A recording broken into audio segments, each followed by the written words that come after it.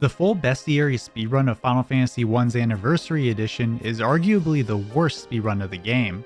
It involves defeating at least one of every monster in the game, with some of these only having a 1 in 64 chance of appearing in special dungeons. Even worse, it requires runners to beat the same boss 8 times in a row, a ridiculous grind just to fill out the bestiary's final entries. Today, we'll take a quick look at this run, the extreme requirements to complete it, and some of the strategies runners have to use in doing so. I hope you all enjoyed today's video, and stay hydrated while you're watching. Real quick, if you enjoy these videos and you want to help me in my quest to make sure everyone is hydrated, subscribe to the channel. It's free and it really helps me out. You can also brag to everybody you know that you're the most hydrated gamer on the block.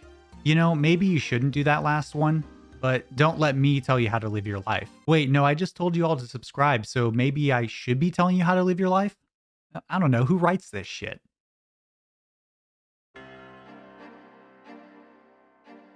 In order to complete the bestiary, you need to fill out all 203 entries listed within it. 128 of these come over from the NES version, 67 of these are from the Game Boy Advance version, and the final 8 are from the Anniversary version. The Pixel Remaster doesn't have the expanded Anniversary dungeons or related monsters, so we'll be taking a look at the Anniversary Edition on the PSP. Getting through the game itself isn't that bad, thanks to some glitches that give you overpowered gear early on. In the PSP version of FF1, if you go to equip a character with something, and you press L or R and X at the same time, you can switch characters but get access to the equipable list from the previous character. This allows certain classes to use equipment they normally can't, such as the thief equipping a hammer. This is useful, but runners take this one step further. If you have your cursor set to memory instead of default, you can make it to where you equip a wrong character in a different target slot. While the game displays the name of something you're about to equip, there's a certain item ID attached to it in memory. If you do the equipment glitch while having a hammer in your equipable list, it'll display a knight's armor because it has the same ID. This can also be used to duplicate items, solving any money problems one might run into. A great example of this being used is in the Chaos Shrine. By grabbing a leather hat from the southwest chest and using it to perform the equip glitch, you can give everyone a judgment staff which casts flare when used. This is great, as the glitch removes the challenge from many of the game's random encounters and bosses. However, that's about the only good thing this run has going for it. Some of the monsters you need to fill out the bestiary can be really hard to find, locked to certain areas, or a mix of both. There are many of these, but one of the worst monsters to try and find is Yamatano Orochi. He only appears within floors 31 through 39 in the Whisperwind Cove bonus dungeon, and the floor generated has to be a lava or fortress map for him to be in the encounter pool. To top it all off, this enemy has a 1 in 64 or about 1% chance to appear. The one thing that can really screw you over is the fact that these special dungeons give you random floors within a set pool of possible layouts. It's not that likely to happen, but if you were unlucky, you'd have to go back into the dungeon and hope it gave you a floor layout that you need. It's not uncommon to spend hours trying to find the right monster, with the grind being absolutely mind-numbing.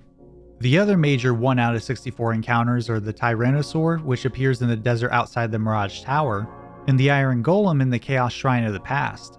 Thankfully, these are not dependent on a random floor generating, so they're at least a little more forgiving. Now, runners can easily get lucky and get these encounters right away, and if you're playing on the GBA version of FF1, you can go kill Chaos after grinding out these rare encounters. However, on the PSP version of the full bestiary run, there's those 8 other entries I talked about earlier. These are all found in this version's exclusive dungeon, the Labyrinth of Time. This dungeon contains various puzzles which can show up in random order. These range from memorizing certain NPC movements and answering questions, to fighting very specific enemies and nothing else to finish a room. There's a total of 6 different floor layouts and 30 different puzzles, all tied together in some way. To get through the dungeon, you need to solve 7 to 10 puzzles total, and then defeat the dungeon's boss, Chronodia. This is simple enough, except when you realize there's 8 different versions of the boss you need to beat. In the dungeon, there's a time limit for each puzzle floor. This can be increased by interacting with something called the Light of Time and sacrificing certain commands during that floor, such as the attack command. If you complete a puzzle before the clock runs out, you unlock a blue warp point. If you solve the puzzle after time runs out, you unlock a red warp point. To unlock a specific Chronodia fight, you have to pass and fail the puzzles in a certain way. This can take well over 30 minutes if you're waiting to fail for the red warp point, so you're looking at around 5 or more hours of doing variations of this one dungeon. If you thought that was bad, there are some ridiculous puzzle spawns that can create a ton of time loss. One of these that runners really don't want to see is the Slay or Be Slain challenge. This requires you to defeat certain enemies that the floor NPC calls out. These are based off of what the enemy NPCs look like and can vary based on horns, wings, and other details.